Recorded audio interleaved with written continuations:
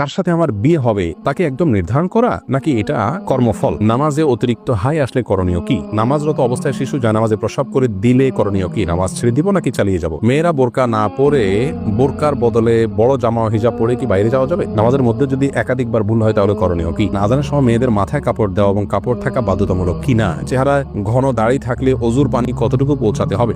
নেককার বিবি পাওয়ার জন্য করণীয় কি জানাবেন? কাউকে জীবনসঙ্গী পাওয়ার জন্য দোয়া করা যাবে কি না?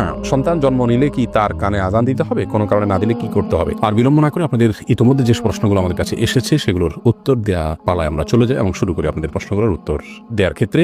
মেহরিন সুমি আপনি জানতে চেয়েছেন নামাজে অতিরিক্ত হাই আসলে করণীয় কি?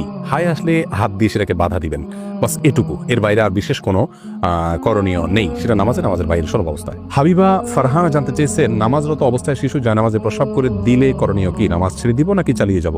যদি জানামাজে পেশাব করে দেয় তাহলে ডানে বামে আগে পিছে সরে যাবেন,